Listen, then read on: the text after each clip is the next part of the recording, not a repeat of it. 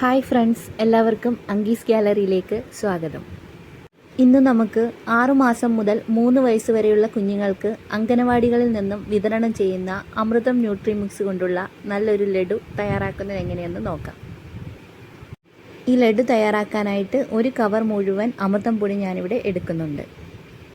അമൃതം പൊടി ചീനിച്ചട്ടിയിലേക്ക് ഇട്ട് കൊടുത്ത് നന്നായിട്ടൊന്ന് ചൂടാക്കിയെടുക്കണം.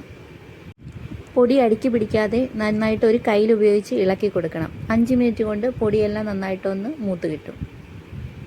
ഇനി ലഡു തയ്യാറാക്കാനായിട്ട് ശർക്കര പാനി ഉണ്ടാക്കണം. അതിനായി 2 കപ്പ് ശർക്കര നന്നായിട്ടൊന്ന് ചീകിയെടുത്തിട്ടുണ്ട്. ചീകിയെടുത്ത ശർക്കരയും 1/2 കപ്പ് വെള്ളവും കൂടി ചേർത്ത് നന്നായിട്ടൊന്ന് തിളപ്പിച്ച് ശർക്കര പാനി തയ്യാറാക്കാം. ഇനി ഒരു ചീനിച്ചട്ടിയിലേക്ക് 2 ടീസ്പൂൺ നെയ്യ് ചേർത്ത് കൊടുക്കാം. നെയ്യ് ചൂടാകുമ്പോഴേക്കും കുറച്ച് അണ്ടിപ്പരിപ്പിട്ടൊന്ന് മൂപ്പിച്ചെടുക്കണം. അണ്ടിപ്പരിപ്പ് ഒന്ന് മൂത്ത് വരുമ്പോഴത്തേക്കും 2 കപ്പ് ചിരകിയ തേങ്ങ കൂടി ചേർത്ത് നന്നായിട്ടൊന്ന് ചൂടാക്കാം.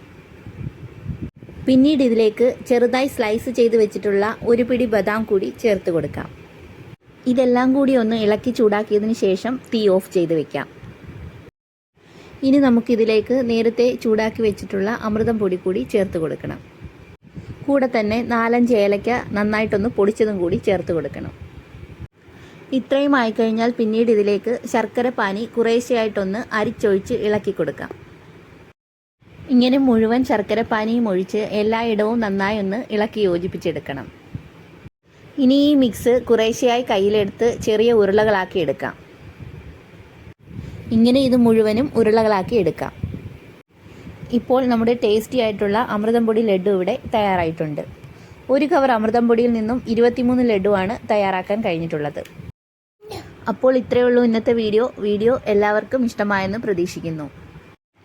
ഇഷ്ടമായെങ്കിൽ വീഡിയോ ലൈക്ക് ചെയ്യാനും ഷെയർ ചെയ്യാനും സബ്സ്ക്രൈബ് ചെയ്യാനും മറക്കരുതേ.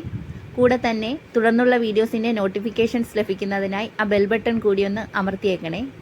ഒപ്പം നിങ്ങളുടെ വിലയേറിയ അഭിപ്രായങ്ങളും നിർദ്ദേശങ്ങളും കമൻറ്റ് ബോക്സിൽ രേഖപ്പെടുത്താൻ മറക്കരുതേ. താങ്ക്